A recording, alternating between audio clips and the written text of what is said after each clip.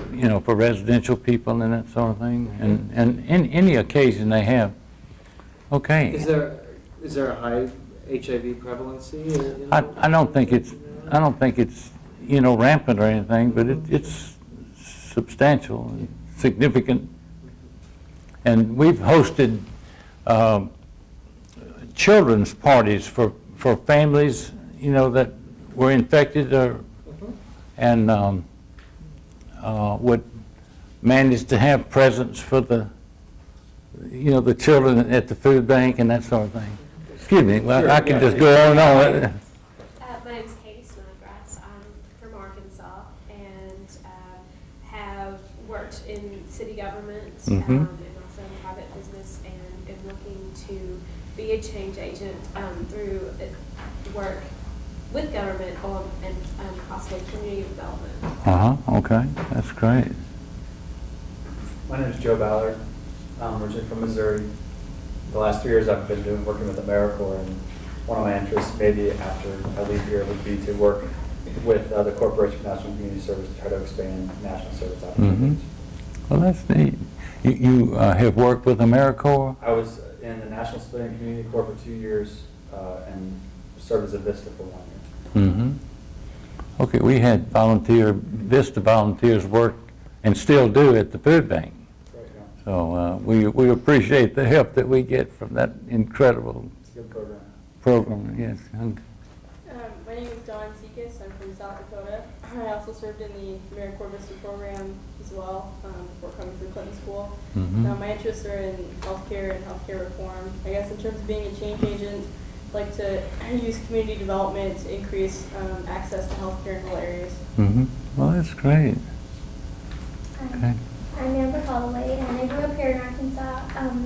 Then I moved to Texas, and I worked for AmeriCorps for 2 years in a high school doing crisis intervention counseling. And one of the things that we did was we were one of the partner agencies for the Capital Area Food Bank in Austin, and we received food from them, and then we distribute it to the students in various programs and things.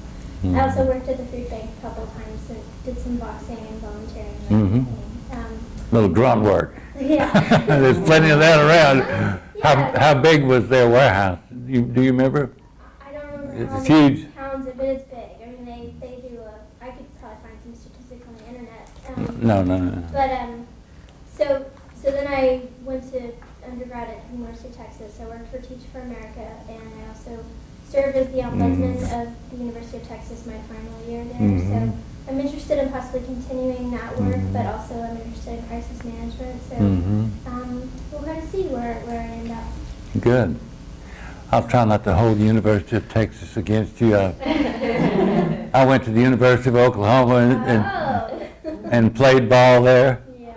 And actually, you know, I knew that that Texas was going to beat Oklahoma this year, and I knew they had a shot at the national championship, and I rooted for them the rest of the year. So you can know that. Yes. My name is Greg Holyfield. I'm from Nashville, Tennessee. I was a volunteer with the Peace Corps in West Africa for 2 years. Goodness. And followed that up with working on Capitol Hill and for congressman and senator.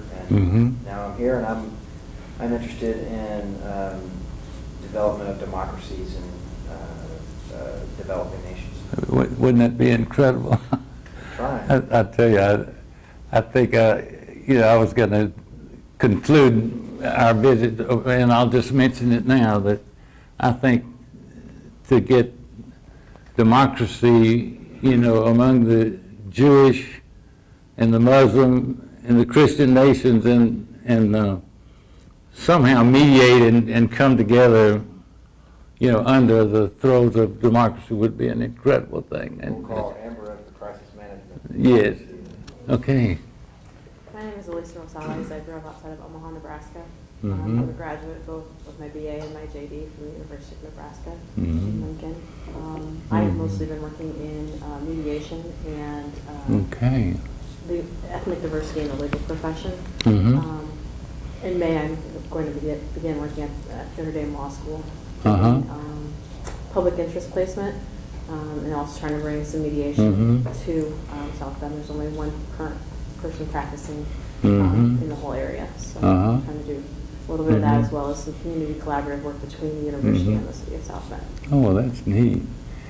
I have a daughter that's a mediator up in Greensboro, North Carolina, and I'll give you her website before we leave.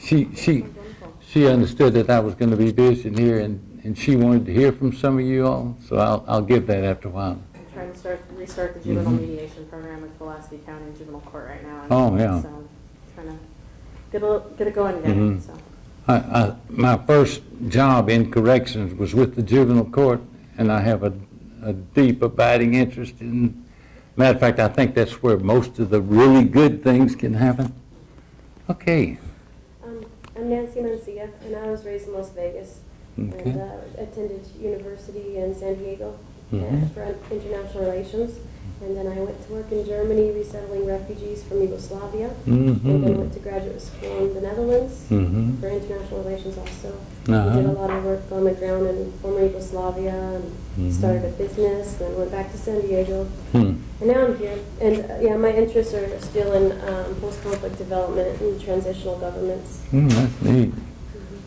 And I like everything. I volunteered one time to go. go to Bosnia and, to help with the refugees there, or evacuees, we call them in Louisiana. And just about the time I was getting ready to go, the U.S.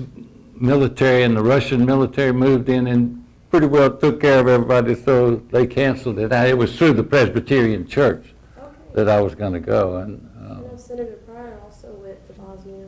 I didn't know that.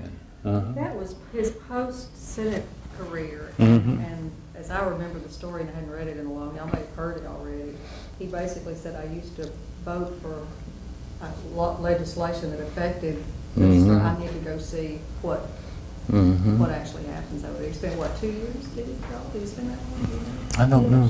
I don't know how long, but he did. By the way, what do you all call him? He's been so many things. DP. Oh, Yeah. He's That's probably the easiest. He's dean. governor, senator, congressman. His official title now is, he was dean, he was the dean, he's been the dean of the school. His official title now is founding dean, Mm-hmm. but we call him Dean Pryor. Okay. That's what it is. My name is Erica Lawlett. I'm originally from a suburb of Boston, Massachusetts. Okay. After college, like Joe, I served 2 years in AmeriCorps National Civilian Community Court. And then following that, I worked on a nonpartisan voter registration campaign. Where were you during the 2 year? I was based out of Denver, but Denver? That particular AmeriCorps program travels. So Oh. we traveled over a 17-state region Mhm. in the middle of the country. Mhm. And following that, I stayed in Colorado to work on a nonpartisan voter registration campaign. Mhm. And then most recently, before I came here, I was apprenticing on a biodynamic farm in Maui. Mm-hmm. Now I'm here, and there are, I think Nancy may have said it, I'm also interested in a lot of different things. Mhm. I'm most excited about service learning as a tool for community development. Mhm. And the path from there, Okay. follow it. My name is Erica Hall. I'm from Connecticut. Let's see, during college I did some union organizing. I ran a campaign to unionize the cafeteria workers, or actually help them get unionized.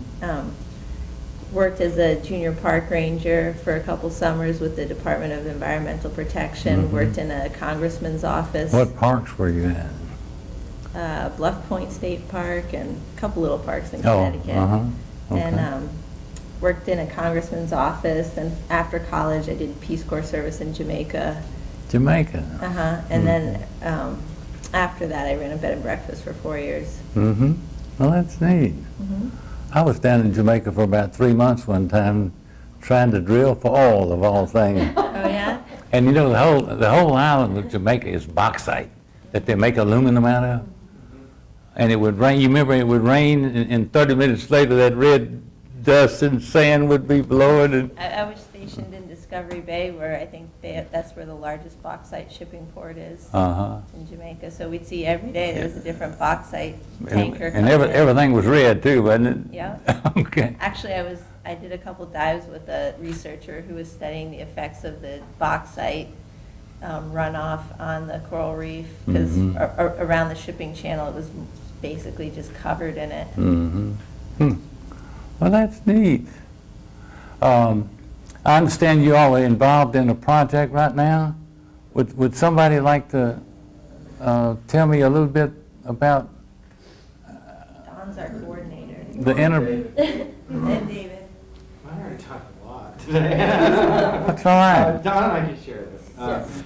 It's our practicum, which is a shared experience. We do it as a group, whereas our internship this summer with our own programs. But for the practicum, the school has partnered with a community called Phillips County, Arkansas, Helena, West Helena. And that community is going through a revitalization effort that has the involvement of Southern Bank Corps as well as the Walton Family Foundation. But it's a community-driven effort, so you have citizens from across the spectrum involved in leading it, and they're addressing all sorts of areas: education, health,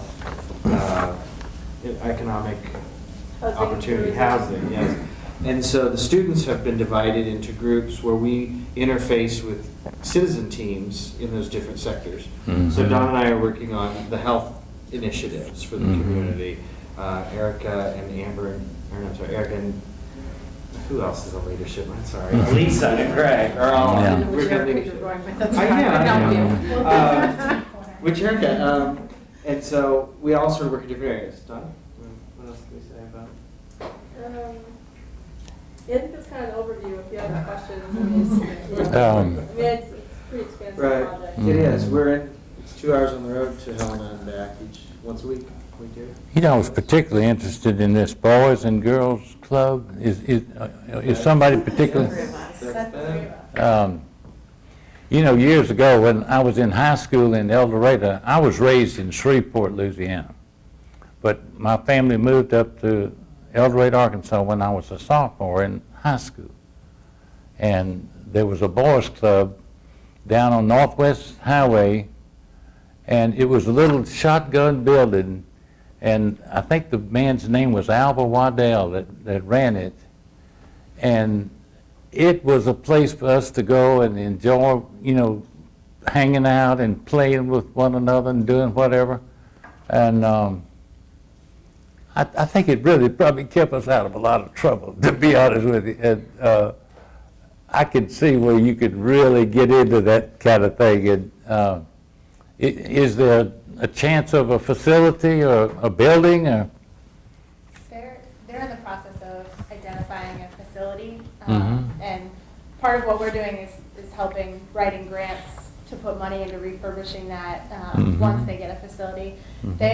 Phillips County has never had a Boys and Girls Club before, but they're almost to their fundraising mark, or have they? I don't know if they've reached it in the last week, but almost to the fundraising mark to hire an executive director for the first year. It's not that yet. would be. They actually have identified a facility, but it's part of the challenge grant to raise the other half of the money. The person So who it's donate the first half. it's doable. I mean, it's in the process. How much It's is gonna the happen. challenge? How much is the challenge grant? $250,000. You got any progress? I think they're trying to focus on the $60,000 they need for the executive director first.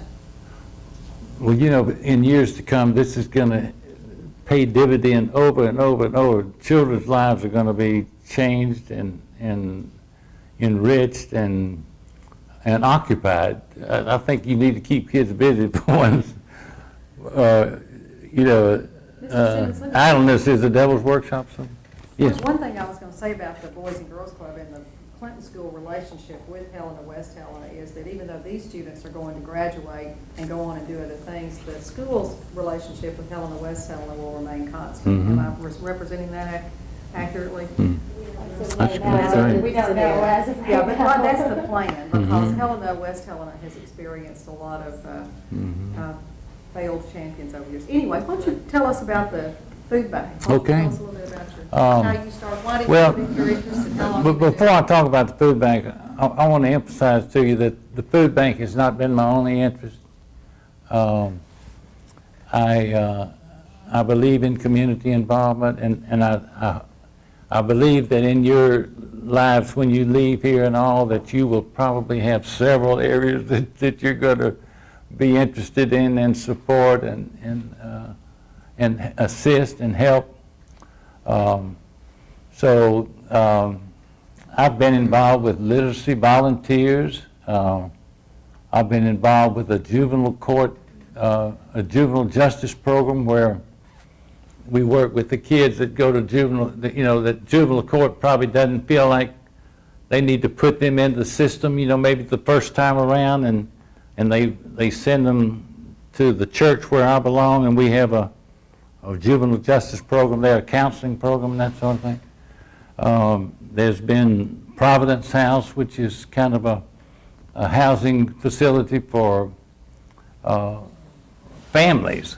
Of course, the Salvation Army and the rescue missions and those kinds of places take individuals, but Providence House, that was started by some ladies in our church, as was the juvenile justice program, takes families, parents and children, and they keep them until they have saved enough money to get an apartment and have obtained a job so that they can live independently. Let's see, I've always been active in the YMCA, I believe strongly, and I worry sometimes. I'm currently involved with the Gray Panthers. Matter of fact, I started a group called the Gray Panthers, and it's an exercise class for senior citizens, and we have a wonderful time. We meet on Monday, Wednesday, and Friday, and exercise and that sort of thing. But what I'm trying to say is that I hope you won't ever just settle on one dimension and not, share your talents for the rest of the community. I'll talk a little bit about the food bank. I'll start talking about America's Second Harvest in Chicago, Illinois, which is the largest food relief agency in the world. It's in its 25th year.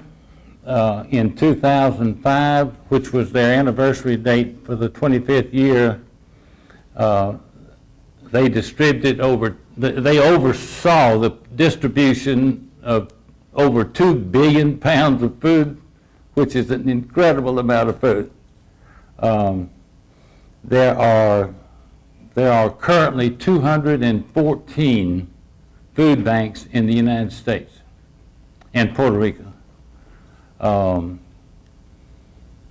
That would run about 4 a state, and there are somewhere between 300 and 400 food manufacturers that contribute food to Second Harvest, who in turn, fund it out to the various food banks around the country.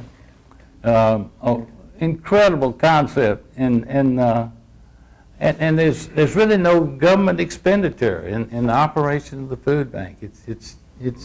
It's part of our culture, you might say. The food bank is like a wholesale distributor to food pantries, like church food pantries, and other benevolent groups, will found a food pantry, but most of them are church food pantries. And then we provide, the food bank provides food to all of the different agencies, like I mentioned Philadelphia House and the Rescue Mission and Salvation Army, and just on the back of this white sheet is a list of the ones that we provide food to, and there are 150 of those agencies that are served out of our food bank. It's a partnership, though. The food bank charges the food pantries and the agencies somewhere between 12 and 18 cents a pound for the food that they provide. And we don't say we're selling food. We call this shared maintenance, because it involves transportation, in storage, in housing, and administering or providing in the food. So we'll talk a little bit later about the introduction of the U.S. Department of Agriculture, but that didn't happen right away. Now I'd like to go back and tell you a little story. My daughter's written a book called The Story Factor, and she says, "Daddy, tell us a story." So that's what I'm going to.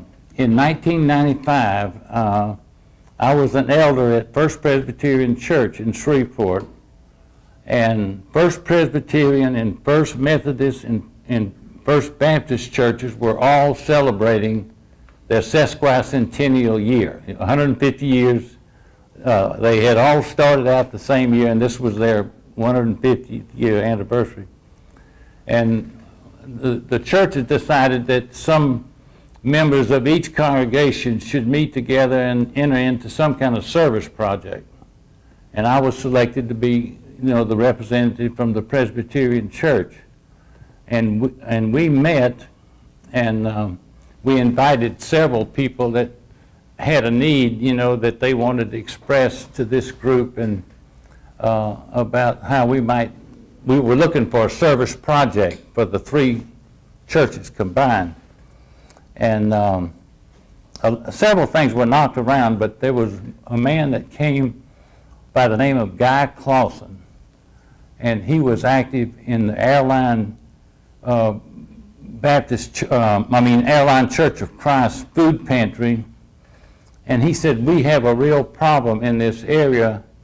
We have all of these food pantries, but we don't have access to a food bank, and we need a food bank." Well, I took note of that, but here we were just with a short-term goal in mind, and we listened to some other things, and finally we ended up putting together a service directory, all of the outreach things from the three different churches. We consolidated them in a service directory and told people how they could volunteer and how they could financially support and serve the different outreaches of these three churches. But it stuck in my mind that there was a need for a food bank, and I called Guy Clausen later, and I said, "Guy, who is spearheading this? Who is heading it up?" And he said, "Well, there's a Baptist minister named Alvin Oney, and he said he'd be glad to hear from you." So I thought I knew where they might get some money, and I was just going to call him and try to help by providing access to a foundation or two or something like that, and he asked me to join a steering committee, and I turned him down. And he called me a few days later, and I turned him down again. I did this about 4 or 5 times. And I was pretty well loaded. I was in about 3 projects going at the time, and I just couldn't see taking on something else. And finally he said, "We're going to have a meeting next Thursday, and I really would appreciate it if you'd be there." So I went, and the bug really bit me, and so I decided that I was going to be involved and do what I could to see that we could create a food bank in Shreveport. And so that was like the summer of '95. By '96 we had a steering committee going, and then we finally said, we're going to have Northwest Louisiana Food Bank, and we are going to include 7 parishes in the northwest corner of the state in our area of distribution of food, and we were going to call it the Food Bank of Northwest Louisiana. So then we got busy, and we contacted the Secretary of State to get our nonprofit charter, and then I went to the IRS, to get the forms to complete for the 501c3. Does everybody know about the 501c? I mean, it's critical. You got to have it. Anyhow, I went to the IRS and I picked up their packet, and on it said, that you would need a CPA or an experienced accountant for something like 70 or 80 hours, okay? And I thought, well, this is a little bit crazy. So I took that packet and I sat down at my dining room table at 6 o'clock one evening, and I started filling out the application for a 501c3. And at 7 o'clock the next morning, it was done. It took me, what's that, 13 hours? I took it to a friend who was an accountant, with this accounting firm. Matter of fact, he specialized in nonprofit organizations. And he looked it over and he said, this is fine. So this young woman who had contacted the steering committee and says, I want to be the first executive director of the food bank, typed this thing up, and we submitted it, and they approved it, which was a miracle. And there was a good bit of fabrication in that 13 hours, but anyhow, it worked. We got it done. Then we had to think about raising money, and we contacted different organizations, and we sent letters, and I had worked with a lot of lawyers, and I thought, well, maybe they'll be generous, and I wrote most every lawyer in Shreveport and solicited money, and we contacted the Community Foundation in Shreveport, which is the largest, benevolent organization or foundation in the area, and there's something about when you first get started, you don't really have much credibility or presence. And the Community Foundation gave us $5,000. And, we had postage that ran close to that. But anyhow, we kept struggling, and we got maybe $15,000 or $20,000 together, and we started looking for a warehouse. We had to have a warehouse. So a food bank must have one. And we looked at some pretty junky stuff around, things that we thought we might be able to afford. I mean, we had $20,000, right?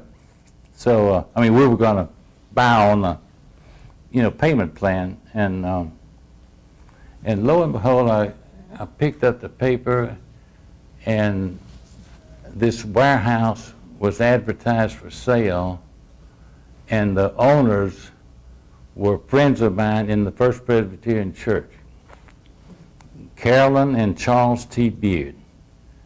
And so Carolyn and I were elders together at the church, and I contacted her and I said, we'd like to buy this warehouse, but we don't have much money, and it would have to be a very modest monthly payment. But talk to Charles and see what you think you might be able to do, or if you would even consider it. So she said, okay, give me a few days, and she called back about a week later. I was getting worried, and she said, Milton, I talked to Charles, and we would like to donate this building if you think you could keep the rats out and the food inside, and that sort of thing. And it had been a plumbing supply warehouse, but it had 8,000 square feet air conditioned in front, for offices and what we call the box room. We fill senior boxes and that sort of thing in one room off to the side. And it was under air and heat, and then a 21,000 square foot warehouse in the back with 4 big bays, for trucks to back up to and all that. And it was in sad shape, but it was going to be free. And I said, You're getting some nods. Yes. People I said, I told her, I just don't know how to respond to something like this. And I may choke up a little bit when I talk about something like this. But anyhow, she said, we need to get it appraised. And so one of my good friends at the Y, Al Childs, was an appraiser, a real estate appraiser. And I called Al up and I said, Al, you know, here I asking for a free appraisal. Would you do this? And he did, and it appraised at $250,000. You know, so which is a pretty good little sum of money, and it was just an incredible experience. So now we have a building, and it needs a lot of rehab. So we went to this D. Thomason Fund, which is part of First Presbyterian Church. This wealthy man, single gentleman, died and left an endowment called the D. Thomason Fund to be administered by the trustees of First Presbyterian Church.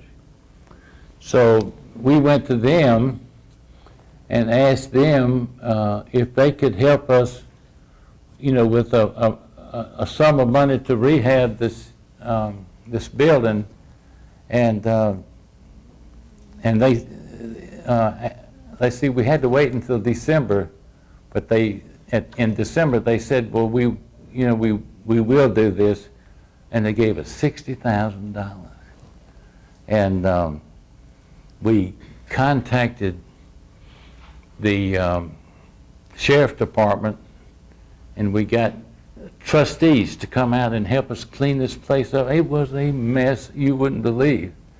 And we cleaned it out, and by the way, these trustees, there were about 30 of them, and they were so glad to get out of jail and be out, you know, from those bars, and they worked like you wouldn't believe.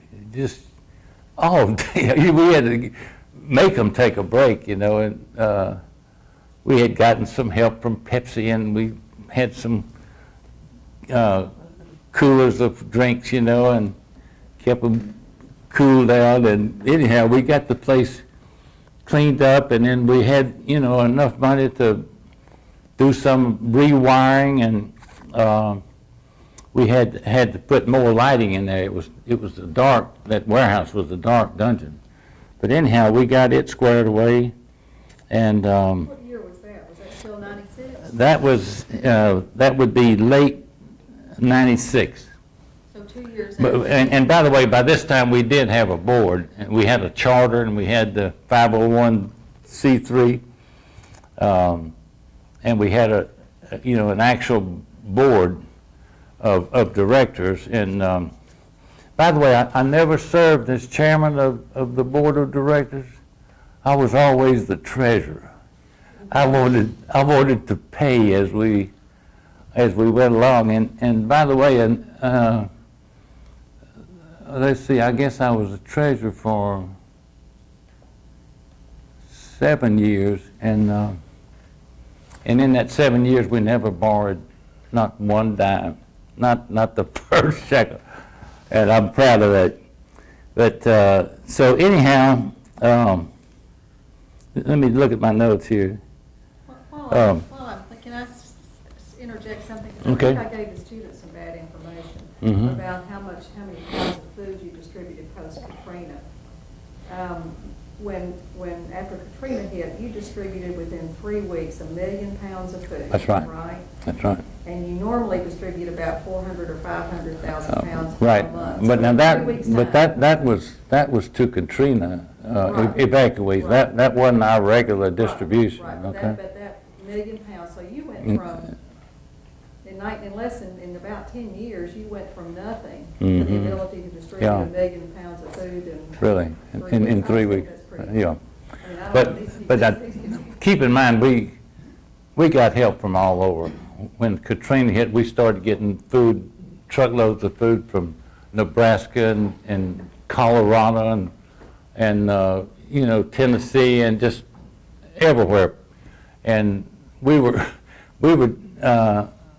fortunately, well, we had at least 2 extra trucks, you know, to handle it. And 1 million pounds of food, I don't know if we could stack it up, it would be 20 feet high from here to that building over there. You know, that's an awful lot of food. I think if you hadn't been in place. Yes. How much poorer the evacuees would have been served. Absolutely. Let me tell you about a little bit about getting started. We had to have tools. We had to have pallets. You know, you have to stack pallets of food on pallet racks. And I was driving down the street one day, and this huge pharmaceutical company was going out of business. They were moving to Florida. And I looked out on the side of the building, and there were pallet racks everywhere. And these things are expensive. They're steel, they're heavy steel, and you know, quite a bit of money involved if we had to purchase them. And so I went in and talked to them, and I said, we sure would like to have those pallet racks out there. And they said, well, actually, to freight them to Florida would be expensive. And they said, if you'll give us a receipt of donation and let us set the value, then you can have them. And I said, just tell me how much you want for them. I wrote out receipts over the years that you wouldn't believe. But anyhow. So when you were doing those kinds of in-kind donations, did you ever have any kind of center that you were able to go to, like for office supplies and things like that? I know that there's several kinds of those kinds of distribution centers across the United States. I've worked in one. Actually, we really didn't experience that. We got discounts with Home Depot, you know, for materials and things that we needed, and but Office Depot gave us a discount. I don't remember any particular help. Unilever and it's more Lowe's than Home Depot, but there's just, I mean, tons of companies, JCPenney, Sears, and when they have extra stuff, they just, you know, donate it to these in-kind warehouses, and then the different nonprofits do in-kind shopping, office furniture, clothes, toothbrushes. Well, So you're keep saying it. it's kind of like a Walmart bag, or Sort of, but I mean, it's the same kind of. I think I was pretty naive, you know. We were just scratching and going wherever. We were contacted by MetLife Insurance, and they were fixed to move a regional headquarters from one building to another, and they told us they were buying new furniture, and they told us that if we would move them, you know, their files and all that sort of thing, that they would give us their furniture. And we got the trustees, and we got a couple of trucks, and we went over and we moved them. And it took all day. And by the way, it was raining that day, and I never will forget it. But Can I ask how you arranged that? Because, I mean, I know in the state of Nebraska, you wouldn't be able to use prisoners unless you paid them or unless they somehow volunteered their time. Trustees agreed to work, you know, for extra good time, and they love the freedom. They want to get out of those cells, and I don't know if, you know, everything was kosher. Nobody had a problem with it. Now the executive director, this young woman I was telling you about, Sunny Bell, she and I had to be deputized as deputy sheriffs, which was one of the most incredible experiences. I was in the military for the Army Reserve for like 23 years and had a top security clearance, and I had to be investigated and all that sort of thing. And then I worked with the federal government in law enforcement, and I had to have an FBI investigation for that. It wasn't anything compared to this this reserve deputy sheriff. They put me on a polygraph and asked me all kind of questions. They didn't ask you about your IRS application. No, I'm glad they did. But anyhow, we were I sent my last badge to a little grandson the other day, and that, you know, I'm no longer a reserve deputy, but that was quite an experience. And then a hospital was updating their computers, and they were slow, but we got computers that would make do. And then finally, on April the 17th of 1997, we opened the doors, and we went into business. And we were small. We had a couple of people in the warehouse, and we had an executive director, and we had somebody that was going to try to continue to raise funds. And then we had a food procurement person that would coordinate with Second Harvest. And by the way, a food bank has, in the city or in the area where you're operating, you have a lot of food drives. People love to have food drives. And they have barrels and all this. And we got a lot of food that way. Of course, the tragedy of it is that if they would give us $1 instead of $1 can of something, we can get 14 pounds of food through Second Harvest, just by doing the transportation and that sort of thing. So, but we still have food drives. People are going to, they want to do the food drives, so they do them. How large is the largest pantry that you give to? Because I mean, that's where, sometimes food drives are better served is actually giving straight to the pantry, so they're not buying from you. Right. If they're a large enough pantry. I guess Noel Methodist in Shreveport has the biggest volume. It's not a huge physical, site. But they've been at it a long time, and they do it very well. And a food bank does distribute some food to individuals. We discourage it. We like for them to go to the food pantries.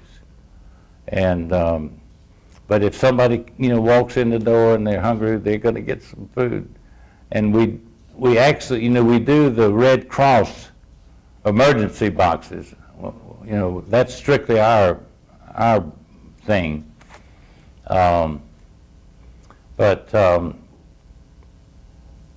I'm trying to think of some of the other food pantries that. How many pounds do you distribute through this largest one you mentioned? Is that God, I wish John Carpenter was here. He kept that up all the time. But it would be. I would probably say around 60,000 pounds a month, something like that. Which again is a lot of food that could go through a little pantry.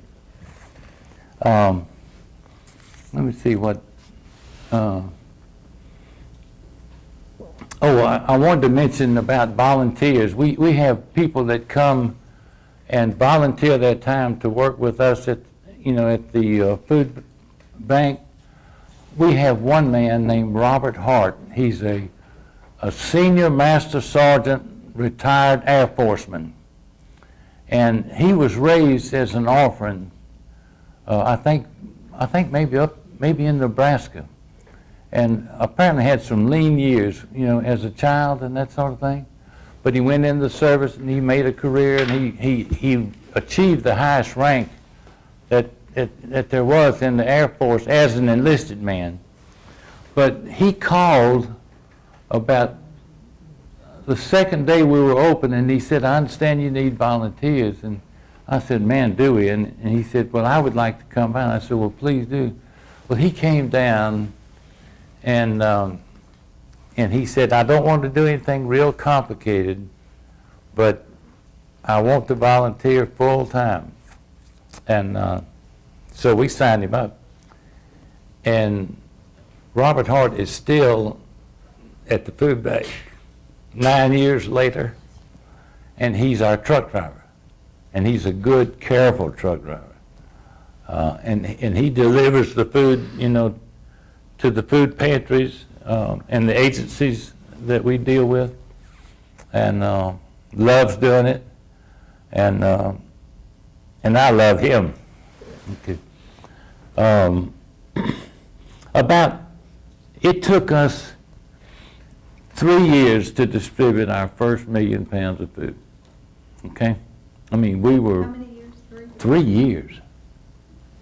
And I was beginning to wonder, you know, if we were going to really grow at all. And about that time, the U.S. Department of Agriculture decided that we would distribute commodities for them. You know, they used to go around and set up centers, and people would line up in the street and wait all day, and you know, and get a hunk of cheese or whatever they. But they decided that the food banks in this country would distribute their commodities, and we initiated a contract with them. And not only did they give us food, they pay us between 6 and 8 cents a pound to distribute it. And of course, this goes to the food pantry free. You know, there's no shared maintenance or charge or anything, and that constitutes about 40% of the food that the food pantries and these 150 benevolent agencies. I keep saying food pantries, but you know, we think about the Rescue Mission, Salvation Army, and Sister Margaret, and Providence House, and so on and so forth. And that really gave us a stimulus. And the only problem is, of course, the food pantry wants to get the free stuff, but not pay, it used to be 12, it's now 18 cents shared maintenance for the things that come through Second Harvest. And we have just tried to encourage them to at least do 50-50 with us. And they've been pretty good about it. So I need to say that if we perceive that somebody's not getting the proper nutrition, we will go out and buy food. We have a network that where we can get things at very good prices, much cheaper than the food pantry would ever get. And we do charge them whatever it costs us. We don't charge them any handling fee or transportation or anything like that. But we do charge them whatever we pay. If it's pinto beans or potatoes from Montana or Idaho or wherever, we charge them what we have tied up in it. I need to tell you that after we had been in business a couple of years, we decided to institute a senior program, and we call it Senior Lagniappe Program. And this program involves somebody providing a $100 sponsorship for a senior, and that $100 enables us to provide the senior with a 50-pound box of food every month for a year. And that's a lot of food. And we can do it, with that $100 contribution. And so we have bailouts, and we ask people to sponsor seniors. We started out with, like 30 or 40 seniors, and let's see, I went by the day before yesterday, and we had 1,650 seniors coming and getting a 50-pound box of food a month. And so that that has really, taken off and grown, and we're delighted. The senior, would be 65, and their income would not be over $1,037 a month. How do you come to that guideline? I believe this is instituted by the federal government, and we have adopted the figure from the requirements of U.S. Department of Agriculture. So is it's tied to the poverty line? Do what? Is it, so it's Tied to the poverty line. And I can just pass this around. It would be $1,037 a month for one person, and of course it goes up if there are more people in the household, but you can, it's conceivable if it's a household of 8 people, the income could be $3,500 a month.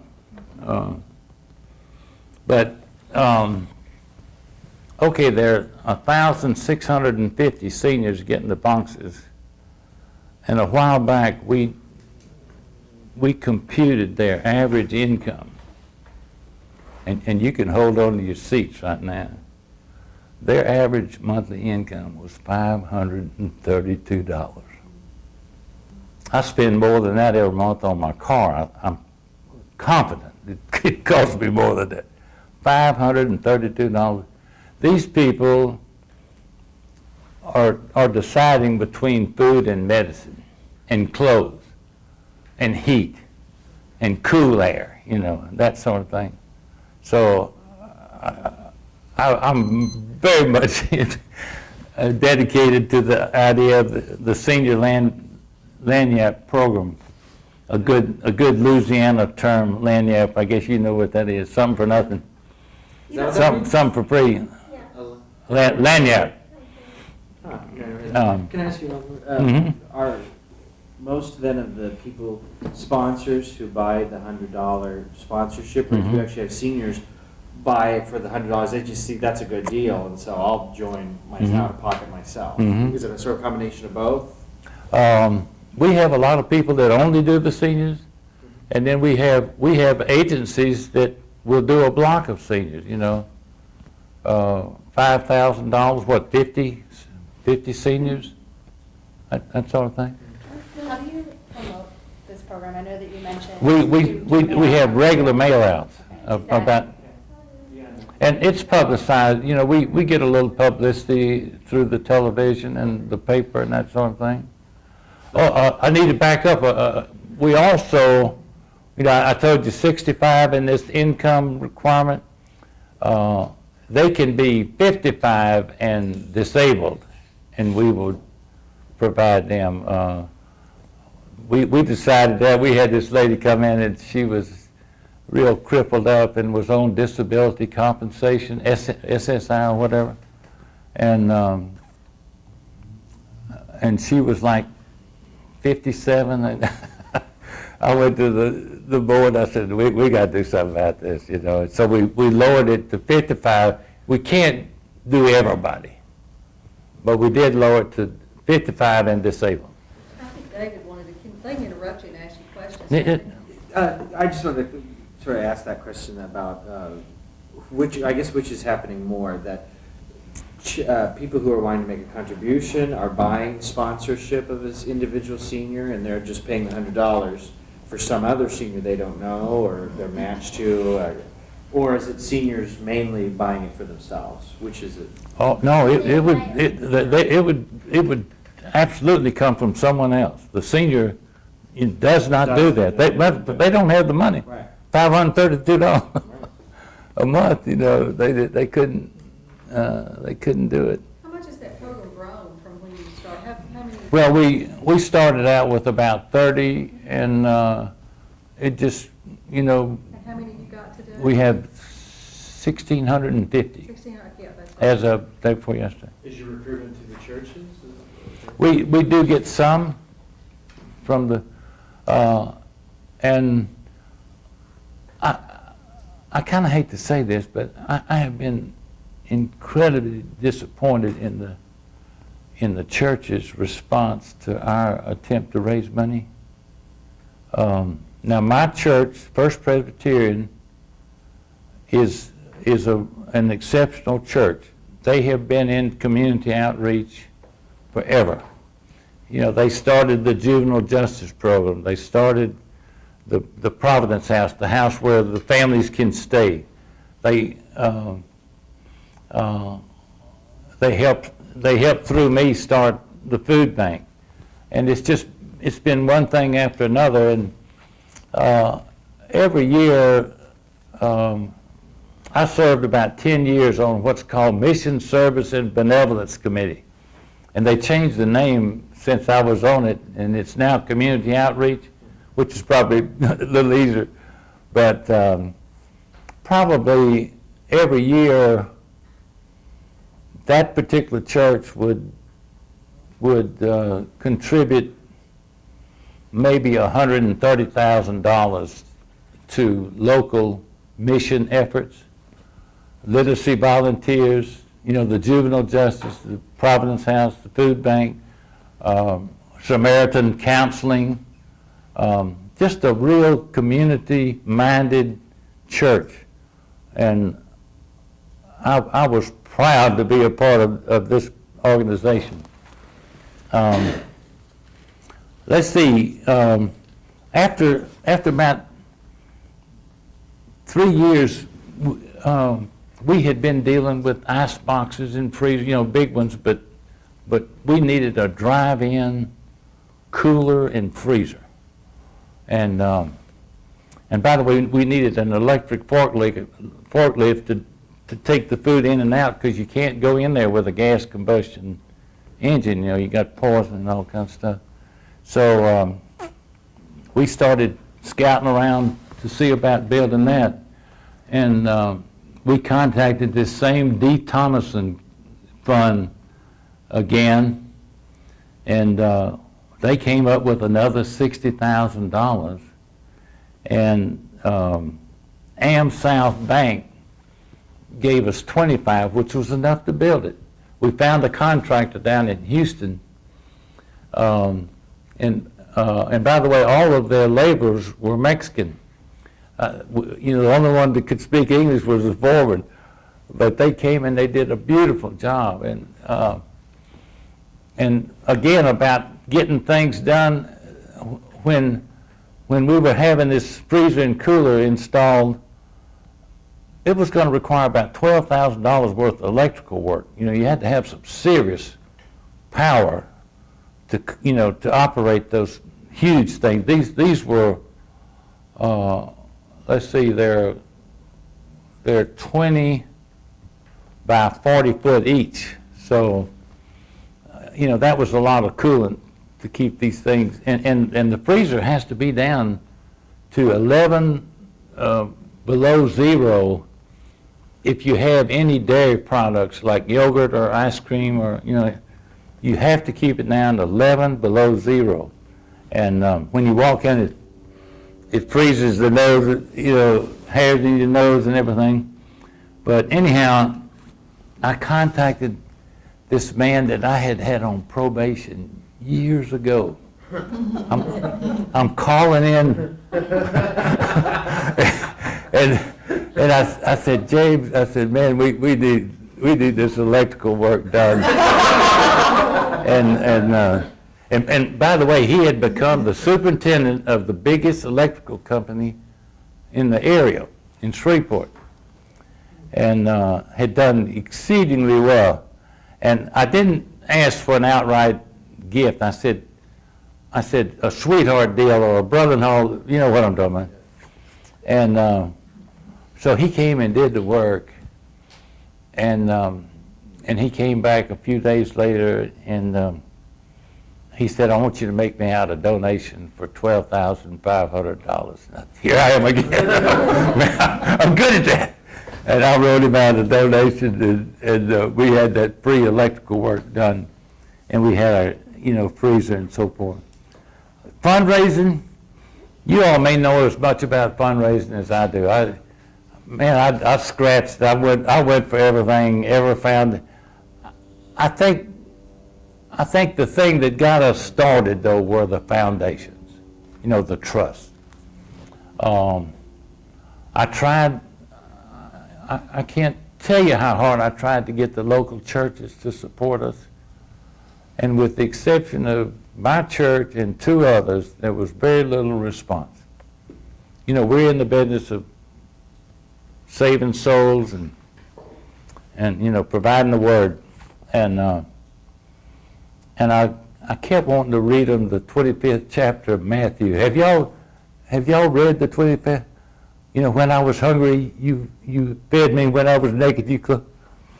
And you know, and the second installment of that is serious business. You know, when if you didn't do that sort of thing. But I didn't you know, quote that. I did sign my letters though. Underneath, I said, you know, if you did unto the least of these, just that, you know, that sentence across the bottom of the letter. And I guess they got the message, but it didn't work very well. But the mail-outs, you know, have been successful. We send out like 2 mail-outs a year on the senior lanyard program, and it pretty well takes care of it. Have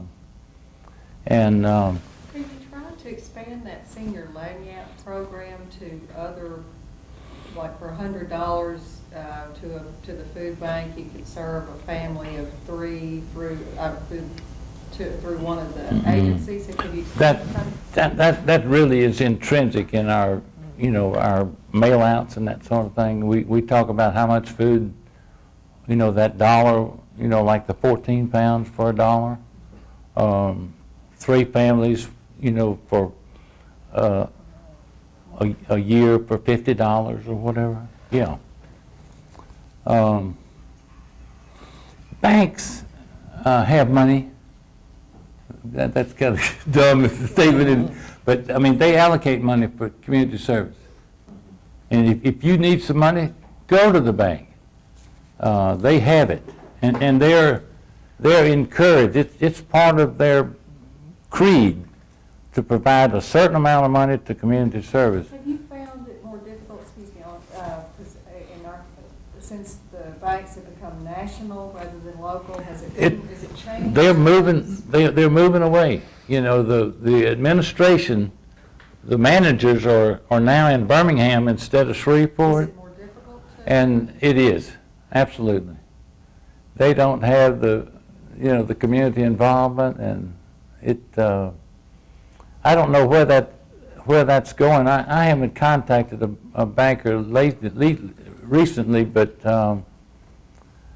I know the one man that donated the $25,000 for the cooler and freezer has been moved from Shreveport to Jackson, Mississippi. And I see him once in a while.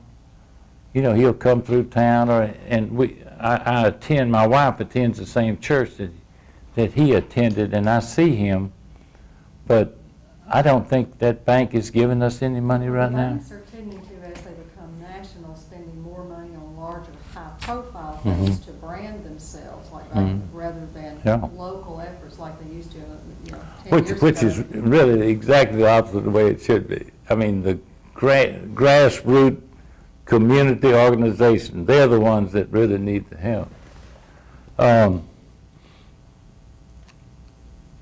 I need to tell you that as of this date, the Food Bank of Northwest Louisiana has distributed 27 million pounds of food. We have a budget of $1,250,000 for each year, and 90% of that goes to the distribution of food to the agencies and food pantries that we serve. We spend about 10% on administration. And you have to have some pretty dedicated, good people. I mean, you don't want them to starve to death either, you know. And so you spend some money on administration, but so far we've kept it down to about 10% of our overall budget. Our staff runs about 12. There are 3 in the warehouse, 1 packs senior boxes, 1 looks, I forgot all about telling you about kids. How are we running on time? About 20 minutes. We have one other program that I'm proud of. As a matter of fact, you have a little folder about Kids Cafe. We go into underprivileged school areas during the year and in the summer too, and provide meals for kids that don't get meals at home. And they get tutoring, and they're able to have a little recreation, and they can do their homework. It's a pretty neat program, Kids Cafe, and it is sponsored by America's Second Harvest, and we get a little help from them, but that operates mainly on grants. And by the way, it's not hard to get grants for kids. This recreation program you're talking about, you can get the money. I'm telling you. If you start talking about children and their needs and wholesome recreation and all, it'll wash. We talked a little bit about Hurricane Katrina. Let's see, I think the hurricane hit the last day of August. So the first 3 weeks of September, we did distribute 1 million pounds to the evacuees. We had like 3 evacuee centers in Shreveport, and the Salvation Army was handing out tons of food. And, we were providing them the food, and they were giving it to the people. And, of course, the evacuee centers were providing meals, right? They were cooking. So we provided the food for that. And we did the 1 million pounds in 3 weeks, but after that we totaled about 1.7 million pounds, and we're still providing a modest amount, to the few remaining evacuee programs that we still have in our region, our seven parish region. And I think I've told you about all I know. I do want to give you my daughter's name and her website. Her name is Annette Simmons, and she's www.groupprocessconsulting. And by trade, she's a mediator, and she does a lot of keynote speaking and things too.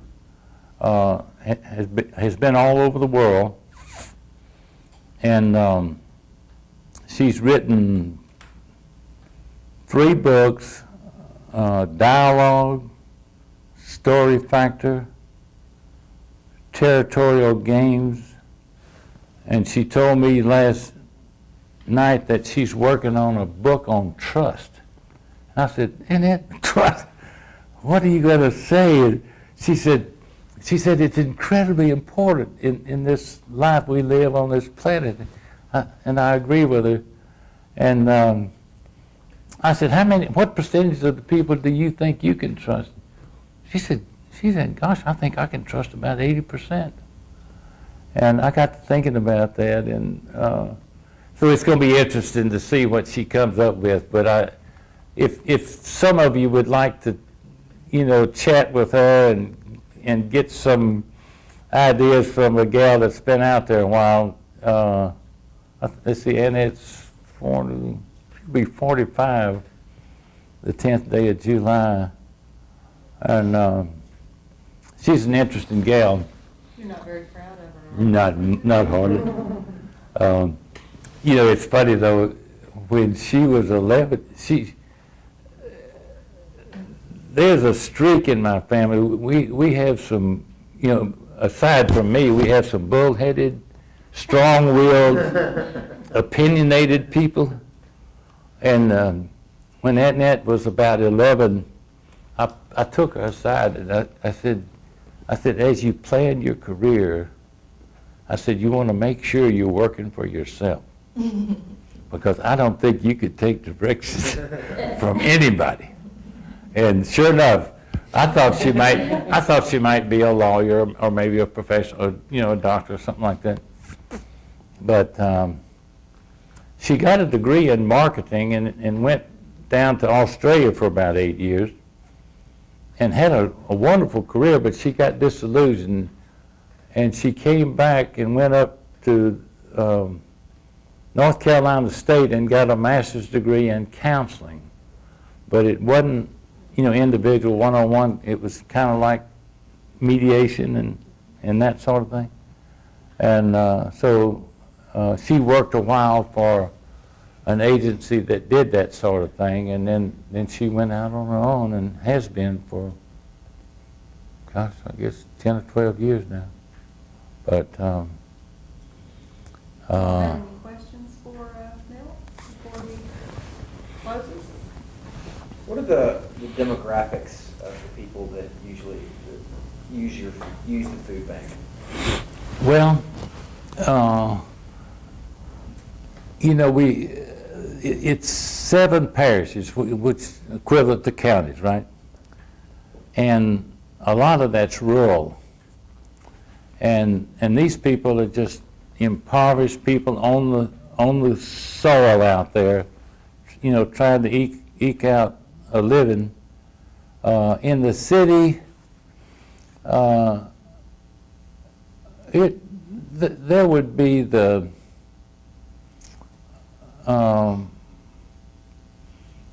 you know, the low rent area and with the apartment houses and, you know, the old neighborhoods that have been converted into multiple apartments in you know, one large building and that sort of thing, and just really poor people. And when they come to us, usually the breadwinner is unemployed. But of course there are plenty of, you know, people like when I was with the Federal Probation and Parole, you know, there were families out there where the breadwinner was away serving time or had skipped out, you know, or both. But, you know, just up against it. And I can't tell you, you know, what percentage people live in Highland or, you know, in Cedar Grove or what, but it's the impoverished areas, you know, of the city that utilize, of course, the, you know, the food bank. I did tell you a little bit about Kids Cafe. This is neat. You know, we're talking about young kids that aren't getting proper nourishment. We give them a good meal and give them a chance to do their homework and have a little recreation and tutorial, somebody there to help them with their homework and that sort of thing. We have about 500 kids a day that are getting that kind of nurture and help. Well, I've heard you say 2 or 3 times without really saying it, that when you're doing the right thing, the right things happen. And when you're working hard at doing the right thing, because you had several things come together. I would like to emphasize that this journey that I had with the food bank was the neatest experience. I did lead on some folks, you know, and we did some hard work, and I worked the dock, and, you know, and we had to go pick up food, and, you know, and there's a lot of work involved in that, but it was a groove that I enjoyed, and people favorably responded, and don't be afraid to ask people for the help. Some of them are just waiting for a mission in life, you know. Yes? Are you still looking to expand, or do you feel like the food bank is pretty much serving the need in those 7 counties? Or Well, we have just started a restaurant, and we plan, to train people, and we plan to prepare the food for the kids cafe program. That's contracted right now, and people are paid to do that, and we're thinking about having that cafe, which is about a half block from where I work out every day down at the YMCA. But that's the most recent thing that we've started, and we're getting ready to make a proposal, for a grant to do it right, to get the kind of equipment. And of course, you'd have to have your cooler and freezer again, and that kind of thing. But that's one of the things that we're looking at right now. Does Helena, West Helena have a food bank? No, Do y'all know? Not bad. So if they want to start one, y'all, then somebody, Do they have a pantry? there are several pantries. That may be all that is required. Do you know what bank they get their food from? Is it Little Rock or? No, and neither of the people that are working with that are Mm-hmm. here right now. That might know that, so. Yeah. Well, I've really enjoyed this, and I'd like to say one more thing. As you enter into the particular area that you choose to work in, don't restrict your efforts to that one enterprise. Look around, and it's funny how these things begin to mesh together and network, and first thing you know, you're involved in 2 or 3 enterprises that are going great guns, and it's not that hard a job. It's just not, and it's so rewarding. And then I would tell you to take care of yourself, get plenty of rest, and do some stress reducing things, exercise, and take some breaks, care for the caregiver, that kind of a idea, because it can get tedious if it's all work and no play and no enjoyment and that kind of thing. So you do. Milton and Mary drove up, Mary's at the library, and she'll be back over here shortly, but they drove from Freeport today, and they're gonna drive back tonight. Mhm. And he was just real interested in coming to speak with you all and meeting you all and sharing his experience with you. One thing he didn't mention that I'm going to, and you can elaborate, there is a Master's in Humanities program Mhm. at LSU Shreveport. It's not Mhm. like this program completely, but it does have some of the same components. Mhm. And they have helped, the food bank has helped some people go Right. through that program there at LSU Shreveport. So Right. It is essentially nonprofit, management. This humanities program at LSU Shreveport, and by the way, it has an excellent academic standing. When they started this Louisiana State University Shreveport, they set out to maintain high standards for academic levels, and it's been great. It really is a good thing, and I think if somebody went to work for a food bank and say you were interested in fund development, they would probably be more than glad to send you to graduate school and to get your master's in humanities or nonprofit management and that kind of thing. Several people mentioned that you've had experience in grant writing, right? Are you one of them? I'm getting it. Through the semester, test by fire. Mm-hmm. A real good skill. I hope you do a better job than I did when I did that 501c3. thank you so much. Well, it's been my pleasure. Yeah. Thank you. And thank you for your dedication to your project. That's been pretty impressive. Yeah. Okay.